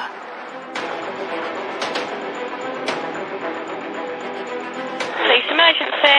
This is an emergency. I've just come down to my house. My mother has a cottage 100 yards away. Right. I've got no reply from her. I've come in through her bedroom window, which was unlocked. She's lying on the floor in the kitchen, and it looks to me as if she's been hit over the head. She looks as if she's dead. Okay, calm down for me, sir. What's your name? My name is Harry Edmonds. I'm her son.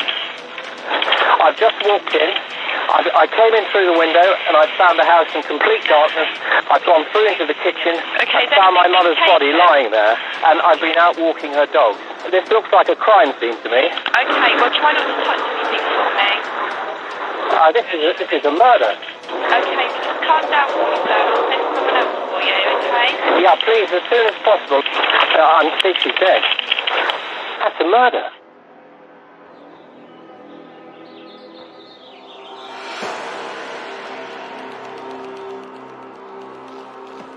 It was about 6:15.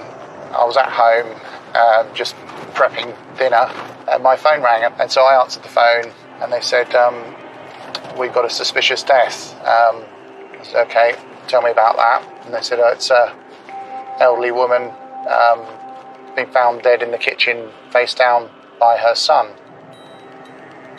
So I jumped in the car, and it was a miserable, wet, cold January night, blowing a gale, driving through these country roads as we are now.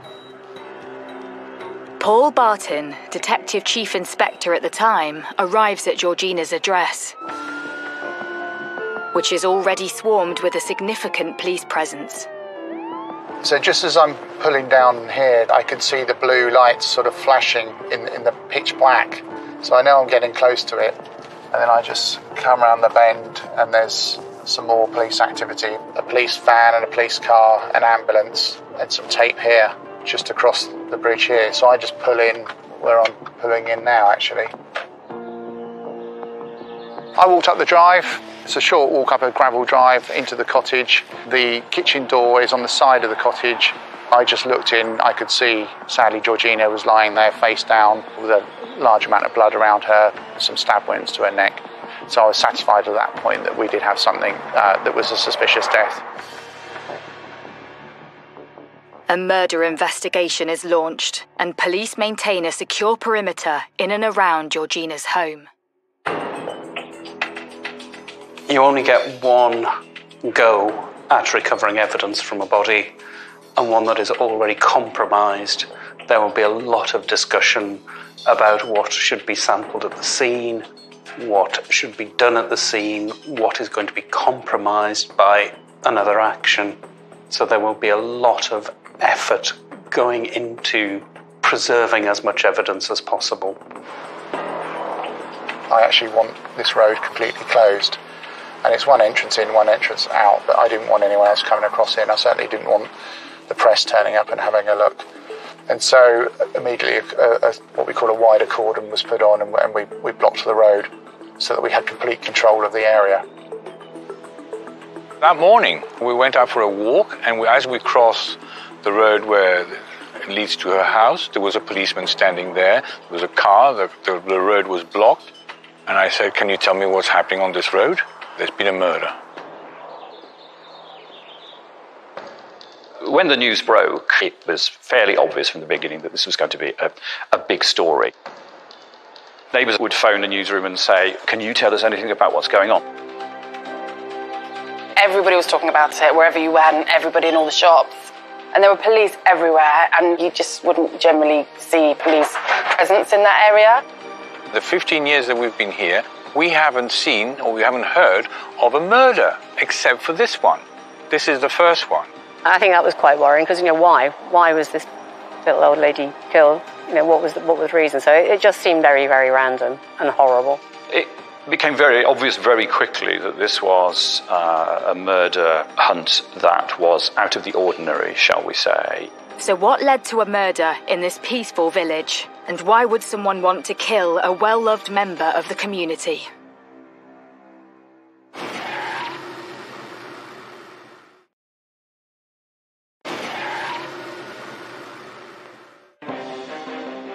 Police emergency. This is an emergency. I've just walked into the kitchen Okay, and found my mother's body lying there. This looks like a crime scene to me. This is a murder. In the picturesque village of Brambridge, the close-knit community has woken up to the news that a much-loved 77-year-old grandmother, Georgina Edmonds, has been brutally murdered in her home. It's extremely grim. My mum was 77 at the time and living with us, not very far away. So, yeah, you don't even want to think about it. It's gone from being a quiet village scenario to then being sort of on the local news, everybody talking about it, what's happened, that type of thing doesn't happen around here. With a small community in fear of a killer in their midst, it's down to DCI Paul Barton to address the public. The Saturday morning I was doing my first media briefing, and it was packed, and it was Sky News live, BBC live, it was headline news, it was Midsummer Murders, kind of 77-year-old lady murdered brutally. So the nation were interested and the media were interested. Under a national media spotlight, Hampshire police are under pressure to work out who would kill Georgina Edmonds and why. I just start sort of kicking into autopilot. The next thing I'm thinking is, well, who's done this? Who's responsible? Any suspicious incident calls in that area in the last 24 hours? Has the victim been a victim of any other crimes? Is there any sort of domestic violence within the household? What do we know about the rest of the family? What do we know about the neighbours? Was this a stranger murder? Was this someone, though, that she knew? And in such a small village, how did they get in and out of the cottage without being seen? With a killer on the loose, the finger of suspicion is on every member of the community. Everybody asking questions. We had so many people come in the pub at the time. Did you hear anything? Did you see anything? Do you know who it was? We go out as the media and knock on doors and try to talk to people and find people that would have known her. When you've only got 5 homes to actually knock on the door, the community, they'll be in shock themselves, actually, about it. With Georgina's son Harry too distraught to speak, it was left to neighbours to speculate what had happened. Had someone targeted her because of her wealth? They had a beautiful house, they had quite a bit of money in the family. And I just remember that, you know, the money, the big house, the jewellery. It was in a dark, secluded area. There was nothing else there. There was another house, I think, to the right, I seem to remember. But that's it. She was on her own. Police conduct a thorough search of Georgina's house for clues. We were exploring what could have happened. Was it burglary that was the motive? Her credit card had been taken. I believe also a Radley handbag was gone. I think a laptop was gone. But there were other items that were there in the kitchen that were quite valuable. There was monies out, I believe, that were just left. And that seemed rather strange, that this was a burglary that had gone wrong, that the burglar hadn't taken those fairly obvious items that were there. Police take a closer look at the crime scene, and one significant thing jumps out. There's no sign of a forced entry. Was this a cover-up? Was it another motive?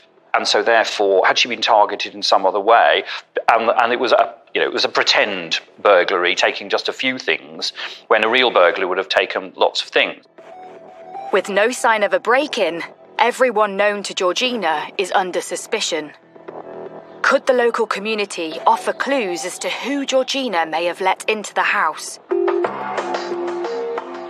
Trusting. You couldn't have had anyone more trusting. She was that sort of person. She never disputed things, you know, she just trusted people. And sometimes people are a bit suspicious, but she wasn't that type of person. She was the sort of person, and I guess this is of her age, that would keep her door unlocked. You know, she would talk to strangers. If someone knocked on the door and asked for directions, she wouldn't be suspicious. Probably even offer them a cup of tea and, you know, spend time with people. With no obvious break-in, detectives are left to speculate whether this was a random attack by a stranger or by someone closer to home.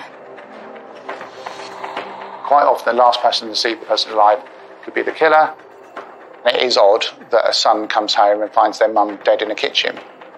I've dealt with other jobs where children have killed parents. You know, they may have been off their face on drink or drugs. There may have been a domestic argument that's then gone too far. He could have had an axe to grind with his mother, and he could have killed his mother, and then he's just made up that he's come in and found her dead. Police reanalyse the 999 call made by Georgina's son, Harry. I've just walked in and found my mother's body lying there. This looks like a crime scene to me. This is a murder. It's a strange call, I have to say. He's very calm, but he says she's dead. I think it's a murder, he says. And I remember, you know, we played that time and time again, and it's gone out in the media as well. And, you know, a lot of people thought that was strange. Police bring Harry in for questioning to establish his movements in the hours his mother was murdered. He tells detectives he was at work all day and did not return home till 6 p.m. He was concerned because he hadn't heard from his mother all day, and I think he'd been trying to call her. And he went to the cottage and it was in darkness. Harry's managed to force open the ground floor window, I think into Georgina's bedroom. He climbs in, goes into the kitchen and finds Georgina lifeless on the floor in a pool of blood. Harry's story is quickly verified. Police are still no closer to establishing who had gained access to Georgina's home. So they release CCTV footage of Georgina the day before her death, which shows her holding a handbag, which is now missing, and urge the public for help. To be honest, most people were pretty appalled anyway, just the fact that an old lady had been murdered without knowing the detail. And generally, everyone was trying to be as helpful as they possibly could. Well, it was a huge community thing, and they had big things in the village hall. So everyone got together, they all went out searching, everybody was sort of part of it. everybody searched, everyone went and looked, and yeah, all together really as a community. Despite the community's best efforts, Georgina's handbag isn't found. But post-mortem results help police identify the cause of death. Could this lead to clues as to her attacker? On one level, the death of Georgina Edmonds pathologically is straightforward. She has been struck on the head with a heavy blunt object. Ultimately, it was identified that that was a marble rolling pin. A heavy weapon, a good sort of thing to use to cause damage. But on top of that, you then have the incised wounds, the cuts to the body, inflicted with a degree of deliberation, and you don't really have defensive type injuries. One conclusion that could reasonably be drawn is that if they're not in a place where they are likely to kill you, that they are an act of torture. There is an attempt to distress somebody and extract information. Police now believe Georgina was tortured before she died. It was horrific. Terrible. And as more details came out about what the guy had done to her, apparently tortured her, I mean, it got worse and worse. Eventually, it emerged just the horrible scale of the injuries to Georgina that were allied to trying to find out her PIN number for her credit card. We established about 5 hours after discovering her body that somebody had attempted to use that Cashpoint card at a local ATM. And we feel that they were trying to get the PIN number out of Georgina. Police trace CCTV from that local Tesco ATM in nearby Eastleigh, only half a mile away from the murder scene, and see someone attempting to take money out. They attempted to use the machine a couple of times. I think it swallowed up the card and off it went. So we didn't have a facial image of the person using the ATM machine, but we were confident to say it was a man. And in particular, the user of the ATM machine was wearing a thick fluorescent jacket with a hood up. And the person that approached that clearly knew that that camera was there because they took all reasonable steps to avoid being seen, keeping their head down, keeping the hood up, etc. Despite his face being hidden, detectives now have an image of Georgina's killer, and the search for this person intensifies. This is probably someone who was local or had local connections with Eastleigh. Have we had any offenders that have been released from prison recently in that area on licence? Have we got any registered sex offenders or violent offenders that are in that area? Luckily for me, the duty detective sergeant happened to know that there was a bail hostel called Elderfield House, which was pretty much at the end of the road from Brambridge leading into Otterbourne Village. It's the sort of place that you wouldn't expect to find in an affluent village like Otterbourne or Brambridge, and there are some unpleasant people there. Behind those trees is Elderfield. You can just see the rooftop over there. These are people that had done time in prison, and after their term was over, they sent them here. It was a halfway house, basically. It's a halfway house. It was somewhere where they could sort of spend time and sort of rehabilitate and get back into normal life. And they would hang around in groups and get very drunk. And it was not nice. It was quite a bit unsettling. It is of some concern in that you don't know what's going to happen next. You would often get some of them escape, or they would then get out and they aren't supposed to be out. Danger, I guess it was described as. Police question the residents of Elderfield to establish their movements on the night of Georgina's murder. There were 4 people that were unaccounted for that night. I think 3 had come back late. Within 24 hours or so, we declared 4 people as suspects from Elderfield House. And we arrested them, searched their rooms, brought them back to the police station, forensically examined them, and then put them through the interview process. After hours of questioning, it soon becomes clear to detectives that 3 of the suspects had clear alibis and are released without charge.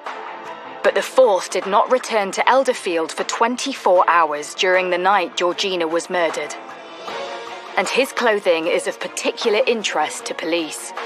CCTV showed this fluorescent jacket, which was really key. And in our search in Elderfield House, we established that one of the residents who was unaccounted for on the night was wearing a big fluorescent jacket. He had previous convictions for murder or manslaughter. And so he was of particular interest and excitement to the team at that time. But police are able to verify the fourth man's alibi, and he is released without charge. And with no suspect or clear motive, fear begins to escalate across the local community. It's unsettling.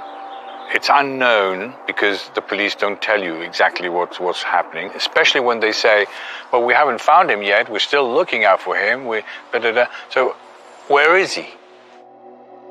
It was quite scary. My family were saying to me, don't go out on your own at night, don't go out to the car park on your own. It definitely makes you change the way you behave, the way you think.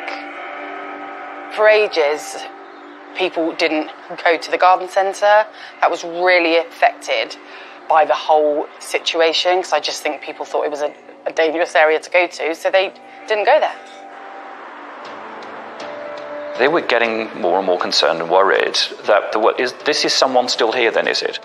Are we to believe that this is a stranger, or someone that was passing through, just happened to pick the cottage, just happened to find that the door was open, going there, carry out this terrible crime, and then just drive away and leave the area utterly and completely, and that's it?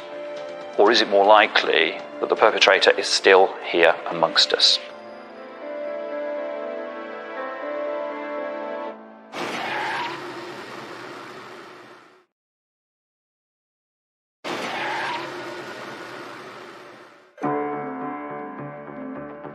It's been 1 month since much-loved grandma, Georgina Edmonds, was found murdered in her home in Brambridge, and police are yet to charge anyone for the heinous crime. It was in the media daily, any newspaper stat you saw it. It was on the news, it was on the radio. We had boards up everywhere, and if you lived in the area as well, you couldn't miss it. Everyone knew what was going on. I think at the time there was an urgency to get this one done, to get it sorted. The only sighting detectives have is by a Tesco ATM machine in nearby Eastleigh. And so the investigation to find this man spotted on CCTV escalates. We knew that Georgina's card had been attempted to be used. Then obviously that, for me, becomes an area of concentration for house to house. So we had police patrols in the area, certainly at the Tesco Express. We wanted to capture anyone that was there at the material time. So we obviously pulled the CCTV from the petrol station itself. We could read all the registration numbers of the cars coming in. And then we had the obvious houses sort of adjacent to Tesco Express and then right opposite. And so I decided that we would focus house to house in that area as well, knocking on doors. Again, good old-fashioned detective work. And it isn't long before one address catches police attention. There was a raid on a house that wasn't far from where the cash point had been, where the person in the frame had been using the debit card. There was a particular address not a million miles away from the ATM machine where a man lived up until the point of around about the 11th of January and then disappeared. The inquiries that we did identified that he was Polish and had gone back to Poland. And he may have also had some previous convictions, so I sent a team out to Poland. Suddenly, the news story goes international. We had reports that the police had actually gone out to Poland to carry out inquiries. There was a lot of media interest in this particular case, and then the media were descending on us, and they would put two and two together and come up with murderer fled to Poland and all this. Got the community kind of excited, if you like, because they were thinking, oh, great, they finally caught that person. Police question the Polish man regarding his movements on the night Georgina was murdered. Have they finally found their killer? He was alibied, and also I think through DNA as well, we were able to eliminate him from the inquiry. With the Polish man in the clear, Hampshire police are back in the UK and back to square one. so they release a clearer version of the CCTV footage to the public and suspect the person is a male aged between 16 and 60 with an estimated height of 5'11". The hunt for this man accelerates to new levels. We wanted DNA swabs from males matching that description to come forward. Our view was, if you've got nothing to hide, come forward. You can't force people to do that kind of thing. But what this did, of course, was to add to the suspicion in the community. But they would have come forward because feeling, well, if I don't, then suspicion's going to fall on me. I must admit that in my experience, I've never come across a mass DNA appeal anywhere that I've worked before. It was certainly turning into something that's, a modern-day thriller. More than 2,000 local men have their DNA swabbed, but there are no immediate results, and the case goes cold.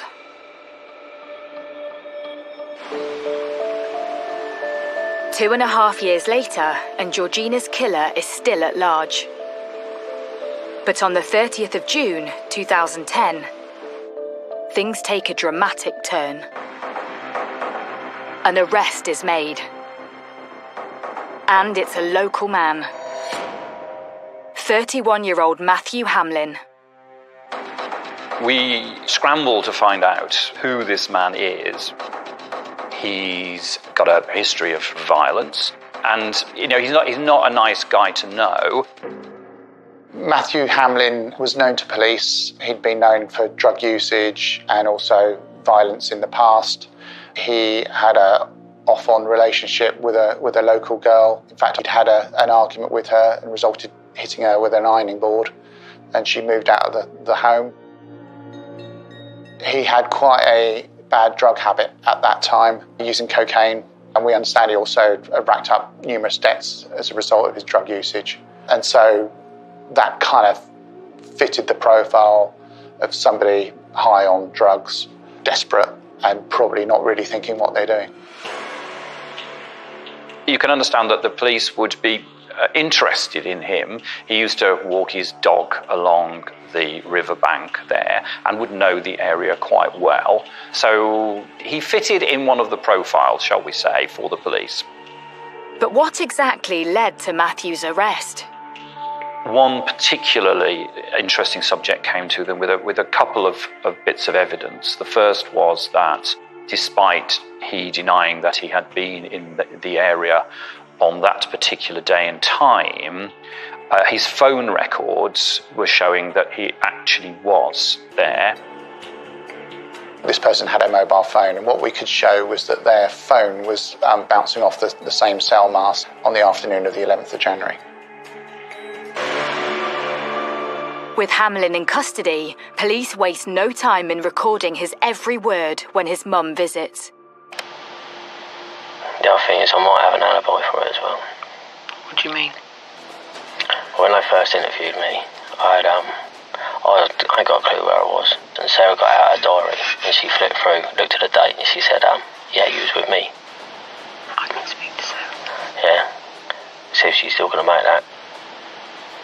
I think she was trying to be helpful for him, and I guess, if you think about it, you don't want to think your child is responsible for doing such a grave crime, and so I would imagine she was desperate. I haven't spoken to them for ages. I haven't fallen out of them, but I ain't spoken to them. So if she's still going to say that or not, but I can't remember it. I was off my head all the time. I was drunk. I don't know what I was doing. I don't know where I was 2.5 years ago. I struggled where I was last week. It was quite clear in that recording that he was trying to manufacture an alibi at that time that would take him out of the area at the material time when Georgina was murdered. As well as Hamlin's mobile phone pinging on a nearby mast, linking him to the scene, new evidence comes to light, which police believe is even more conclusive. The other bit was partial DNA that was found on the rolling pin, and also, I believe, on a small part of her clothing. That was a partial match to this particular subject. Putting the two together, and he came right to the top. Eventually, the scientists were able to show some components of that mixed profile were 2,600 times more likely to be attributable to Matthew Hamlin. We were fairly confident that Hamlin was responsible. After a manhunt that lasted years, it seems police have finally found their man. And Matthew Hamlin is charged with Georgina's murder. Matthew pleads not guilty, and 10 months later, the trial begins at Winchester Crown Court. You're nervous, you're excited, you've got the victim's family up in the gallery, your QC opens up the case, you hear what's being said, and you sit back and think, that sounds pretty good. You know, if I'm on the jury, I'd be thinking, guilty. The prosecution lay out a mountain of evidence against Matthew Hamlin. And after a 3-month trial, the jury returned with its verdict. When the call came through, I remember the news desk saying to me, it's not guilty. At that moment, it was one of those moments in the newsroom where you get that stunned silence. They don't happen that often. So when they do, and when it's such an important case like that, you can't really describe it. It's just a punch in the guts, you know. Yes, professionally you're disappointed for yourself, you know, and your team, but it's the family, you know, you really feel for. And yeah, you do question, could we have done more, you know? Did we have the wrong person, you know? Is there somebody out there that's done this that we haven't caught? And you think about the community. The community had lived with this for 4 years. They believed that the monster amongst them had been caught and was now going to get his just desserts. And now it wasn't. And according to the court, he's not the monster at all. Well, who is the monster?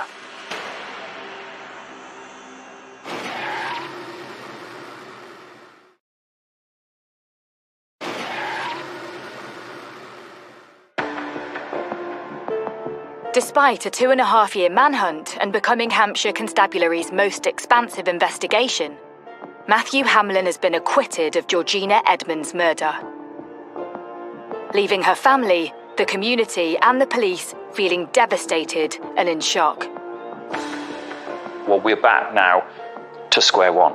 The mystery continues. The courts have cleared him. So who is it? Is it my neighbour? Is it my friend? Is it someone in my family? Is it someone I work with?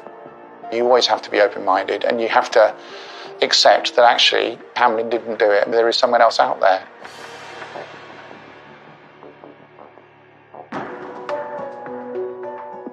With the case unsolved, the possibility of the killer getting away with murder looms over police. Are the police looking for anyone else? Is the case closed? And the police were quite adamant that the case remained open, that they were carrying on their investigations. So obviously we have a debrief.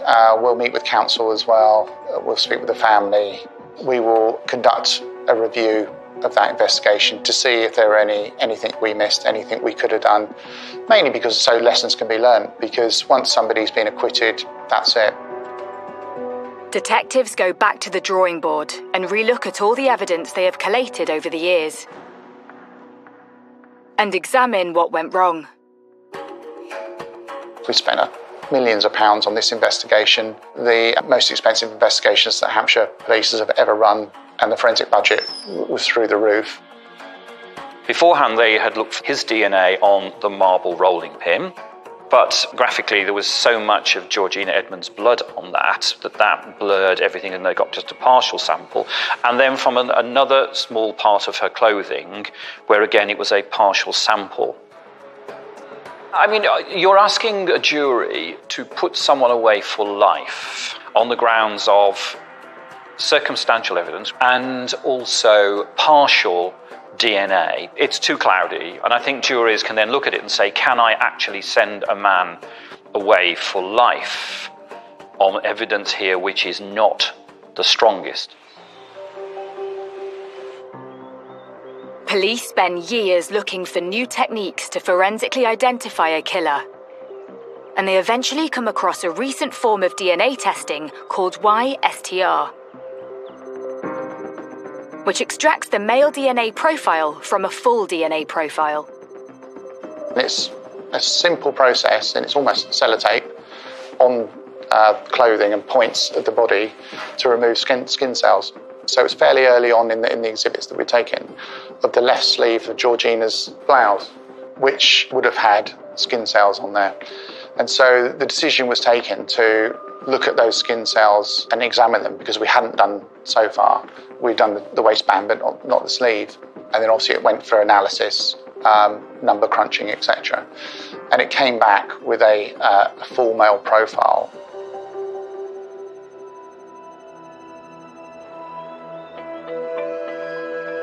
On Thursday, 30th of October 2014, police make an announcement. They have arrested and charged a suspect for the murder of Georgina Edmonds. As a new trial looms, people want to know, who is in the frame? None other than Matthew Hamlin. This is incredible. They're going to put him back on trial. It wouldn't have been allowed because double jeopardy meant you could not be tried for the same crime in this country. That had only been changed a few years prior to that, which enabled this to actually happen. Despite the double jeopardy rules changing in 2003 and a new stack of DNA evidence, how did detectives manage to get Hamlin's charge over the line? It's not an easy thing to do for obvious reasons. The defence argued that it's not new evidence, you had it all along, you just chose not to examine it and find it. But actually, it's not evidence until you've actually turned it into evidence. And that was the ruling of Sir Brian Leveson, who heard that at the Court of Appeal, who then quashed the acquittal and were able to then go for a retrial. January 2016, exactly 8 years after Georgina's murder, the second trial of Matthew Hamlin begins at Winchester Crown Court. The prosecution lay out all their evidence once again, including their new secret weapon, the YSTR DNA technique. We were hoping for a better outcome this time. It's 1 in 26 million, that DNA, that it's not him. And when you describe that, there's 26 million to 1 is this person, I think it was a fairly easy decision for the jury to make. Layered on top of that was obviously he was a local person, violent background, and obviously the phone was bouncing off the mast at the time. Despite presenting their new evidence in court, there are many in the community who are unconvinced that Matthew Hamlin is the killer. At the time of the second trial, Matthew is a changed man, leaving behind his days of drug taking, working full-time as an electrician and raising his family. And after a grueling 6-week trial, the jury retires to consider the verdict. When you do get to court and the prosecution and the defence have had their say and the judge has summed up, you still get a bit nervous, even though you just know in your heart of hearts that it's a really, really strong case. So we can't speculate, we can't talk to people about, what do you think this time? Do you think he's going to get off a second time? On the 23rd of February 2016, the jury return with a verdict. 8 years after Georgina Edmonds, aged 77 years, was found dead at her home in Banbridge, Matthew Hamlin has today been found guilty of her brutal murder. It was just a sense of relief and just great work, and so many people, bear in mind this investigation had gone on for years really, and so many people have got involved in that investigation, but it was just such a nice feeling. Throughout this entire investigation, we have been absolutely determined to prove beyond reasonable doubt who committed this horrific crime. After the discovery of new evidence and presenting it to the Court of Appeal, we were able to try Matthew Hamlin again for the murder of Georgina Edmonds. The whole prosecution team were determined to find justice for Georgina, and today that has been achieved. Being stood there, listening to Harry address the media and just say some really nice words about me and my colleagues and Hampshire Police and all the work that we had done to get justice for the family. So yeah, just a great feeling. The entire team of police officers, police staff, prosecution barristers, forensic scientists and colleagues from the Crown Prosecution Service have been absolutely dedicated to putting together the best possible case that could be put before the court and the jury. Every moment has been worth it to see justice finally served and the killer of Georgina Edmonds behind bars. Thank you. With Matthew Hamlin finally behind bars, the question that still puzzles the community is why would he want to end the life of Georgina Edmonds so brutally, torturing her before battering her to death? Who can say, and it's difficult for me to speculate. Well, we know now from the court case, although he's never admitted it, that he was short of money, that he had walked along the riverbank and he had found his way in the cottage, whether that was just by pure chance, whether he had seen her walking her dogs and had known that she was gone there and she was a vulnerable old lady. Sadly, whether he would have known or not that the door was left open when he went in. He had tortured her to reveal the number for her debit card by stabbing her something like 27 times and then just leave her there, tie her up or something like that. But then it all got, who knows what it is. But I think what we can tell is that he is a pretty evil, nasty guy who will spend 30 years in prison. And after 8 long years of fear, can normal life return for the local community? It's so close to reality for us here that, you know, it's traumatic for all of us in the village.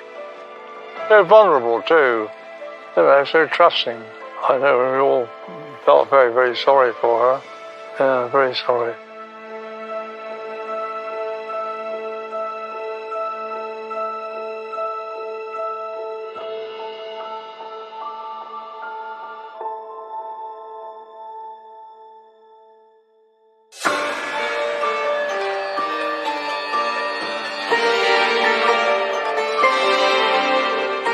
It's Ethan Hunt's toughest choice yet.